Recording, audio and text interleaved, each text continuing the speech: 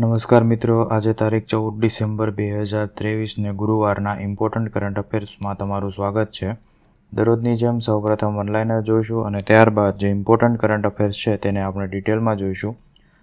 આ વિડીયોની PDF તમને મારી ટેલિગ્રામ ચેનલમાં મળી રહેશે, જેની લિંક વિડીયોની નીચે ડિસ્ક્રિપ્શનમાં આપેલી છે. તો શરૂ કરીએ. વનલાઇનર્સ. વિશ્વના પ્રથમ આર્ટિફિશિયલ ઇન્ટેલિજન્સ આધારિત સંપૂર્ણ ઓટોમેશન અથવા તો ઓટોનોમસ રિસાયકલ મશીનનું નામ સંજીવની રાખવામાં આવ્યું છે. કેન્દ્ર સરકાર દ્વારા કચ્છના બન્ની ગ્રાસલેન્ડમાં ચિત્તાના સંવર્ધન અને સંરક્ષણ કેન્દ્ર સ્થાપવા માટે મંજૂરી આપવામાં આવી છે. રાજસ્થાનના નવા મુખ્યમંત્રી ભજનલાલ શર્મા છે. ઉષ્ણકટિબંધીય ચક્રવાત જેસ્પર ઓસ્ટ્રેલિયાના ઉત્તર પૂર્વ ભાગમાં ત્રાટક્યું છે. તેલંગાણાના સરક્કા સેન્ટ્રલ ટ્રાઇબલ યુનિવર્સિટીની સ્થાપના કરવામાં આવશે. હિમાલયન પર્વતારોહણ સંસ્થાની મિશન એન્ટાર્કટિકા ટીમને રક્ષા રાજ્ય મંત્રીએ ધ્વજવંદન કર્યું હતું. મધ્યપ્રદેશના નવા મુખ્યમંત્રી ડોક્ટર મોહન યાદવ છે.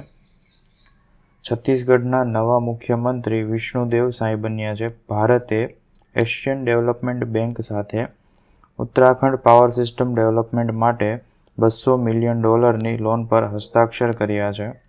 COP28 કે જેનું દુબઈમાં આયોજન કરવામાં આવ્યું છે, ત્યાં દુબઈ સર્વસંમતિ અનુસાર 2050 સુધીમાં વિશ્વના દેશો નેટ ઝીરો લક્ષ્યાંક હાંસલ કરવા માટે અશ્મિભૂત ઇંધણના ઉપયોગથી દૂર રહેશે તેવું નક્કી કરવામાં આવ્યું છે.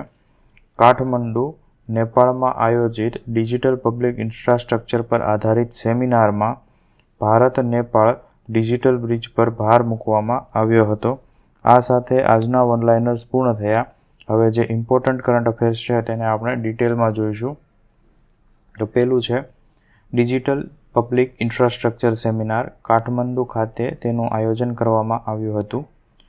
આ સેમિનારનું આયોજન ભારત-નેપાળ ડિજિટલ કનેક્ટિવિટી પર વિશેષ ભાર સાથે ડિજિટલ અર્થતંત્રમાં નવીનતા લાવવા માટે કરવામાં આવ્યું હતું.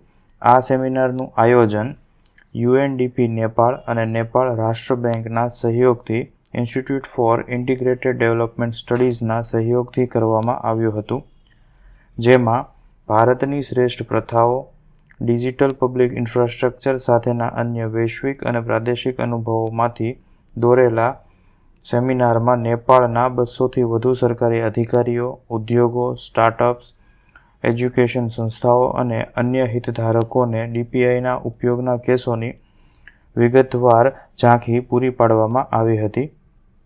ત્યારબાદ મિશન એન્ટાર્કટિકા. રાજ્ય રક્ષા મંત્રી અજય ભટ્ટે નવી દિલ્હીમાં મિશન એન્ટાર્કટિકા હાથ ધરનાર હિમાલયન માઉન્ટેનિયરિંગ ઇન્સ્ટિટ્યૂટ દાર્જિલિંગની ટીમને ધ્વજવંદન કર્યું હતું.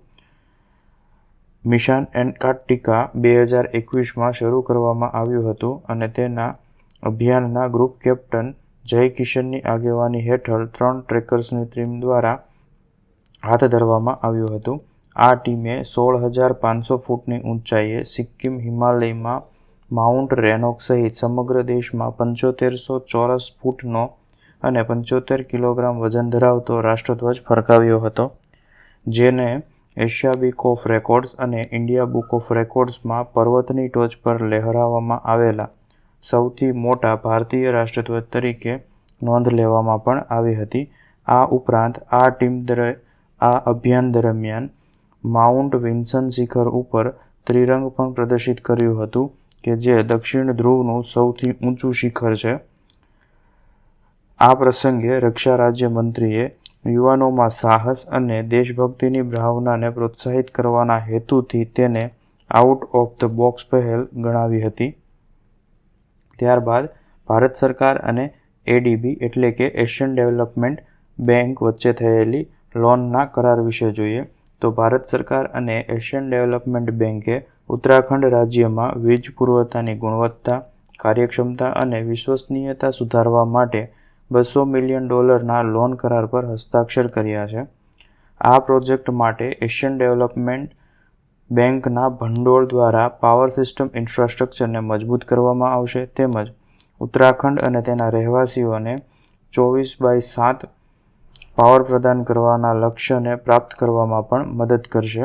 આ પ્રોજેક્ટ હેઠળ અદ્યતન અને આબોહવા સ્થિતિસ્થાપક ભૂગર્ભ કેબલ સિસ્ટમનો સમાવેશ કરી દહેરાદૂન શહેરના પાવર નેટવર્ક ઇન્ફ્રાસ્ટ્રક્ચરને આધુનિક બનાવવામાં આવશે. આ ઉપરાંત અપસ્ટ્રીમ સબસ્ટેશનો અને તેમની સાથે સંકળાયેલ પાવર લાઇનોને સ્થાપિત કરી વર્તમાન પાવર સિસ્ટમને વધારવામાં આવશે, જેથી ભવિષ્યમાં વધતી વીજળીની માંગને પહોંચી વળવામાં, નેટવર્કમાં થતી ભીડ ઘટાડવામાં તેમજ શહેરી અને ઉપનગરીય વિસ્તારોમાં વીજ વિતરણની વિશ્વસનીયતામાં સુધારો કરવામાં પણ મદદ કરશે.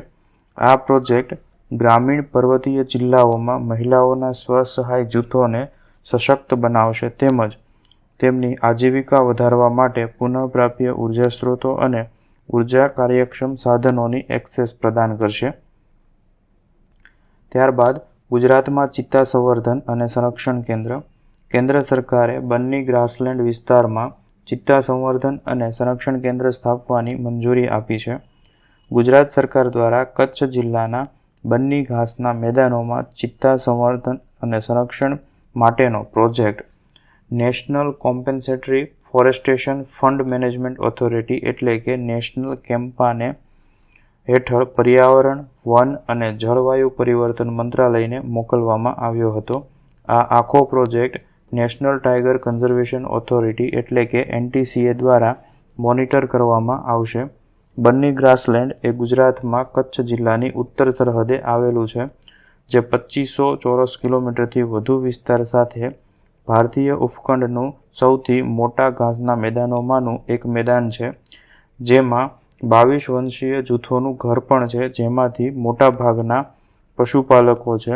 આ તમામ લોકો 19 પંચાયતોમાં અને 48 વસાહતોમાં ફેલાયા છે, જેમની અંદાજિત વસ્તી 40,000 લોકોની છે.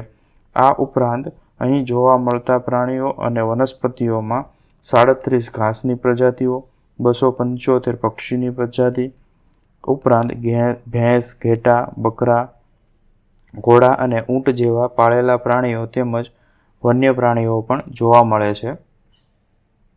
ત્યારબાદ વિશ્વની પ્રથમ ક્રિસ્પર થેરાપીની શોધ. ક્રિસ્પર એટલે clustered regularly ઇન્ટરસ્પેસ્ડ short palindromic repeats, જે એક આનુવંશિક ઉપચાર પદ્ધતિ છે, એટલે કે તેમાં DNAમાં અથવા તો RNAમાં પણ ફેરફાર કરી શકાય છે, જે અત્યાર સુધી બેક્ટેરિયા દ્વારા દર્શાવવામાં આવતી હતી, પરંતુ હાલમાં તેને US and food administration department દ્વારા હાલમાં મનુષ્યના જનીનમાં અથવા તો DNAમાં ફેરફાર કરવા માટે મંજૂર કરવામાં આવી છે.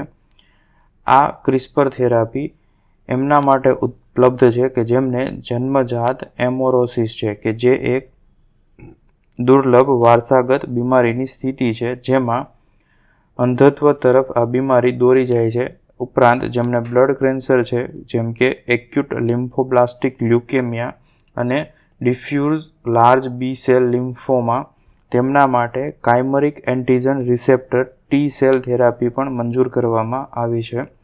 ક્રિસ્પર એક ક્રાંતિકારી વિશ્વની પ્રથમ જનીન સંપાદન તકનીક છે, જે સંશોધકોને અભૂતપૂર્વ ચોકસાઈ સાથે જનીનોમાં ફેરફાર કરવાની મંજૂરી આપે છે. આ ટેકનોલોજી મૂળ રીતે બેક્ટેરિયલ રોગપ્રતિકારક તંત્રમાંથી ઉભરી આવી છે.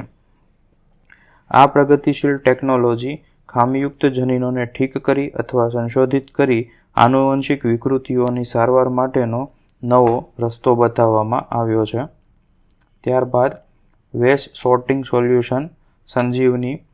ગુજરાતની ઈશિત્વ રોબોટિક સિસ્ટમે સસ્ટેનેબલ પ્રેક્ટિસ માટે વૈશ્વિક આવશ્યકતાના પ્રતિભાવ સ્વરૂપે વેસ્ટ સોર્ટિંગ સોલ્યુશન સંજીવની રજૂ કર્યું છે, જેને મુંબઈના પ્લાસ્ટ વિઝન 2023 એક્ઝિબિશનમાં ડિસ્પ્લે માટે મૂકવામાં આવ્યું હતું.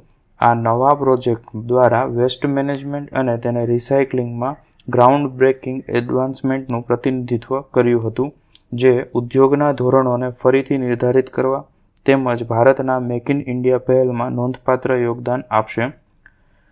આ રોબોટિક સિસ્ટમ્સ વિવિધ પડકારોનો સામનો કરવા માટે AI આધારિત ઓટોમેટેડ સોર્ટિંગ સોલ્યુશન્સનો પણ વિકાસ કર્યો છે, જેમાં રોબોટ સંપૂર્ણ કાર્યભાર સંભાળે છે અને માનવીય નિર્ણયોની જરૂરિયાતને પણ લગભગ દૂર કરે છે.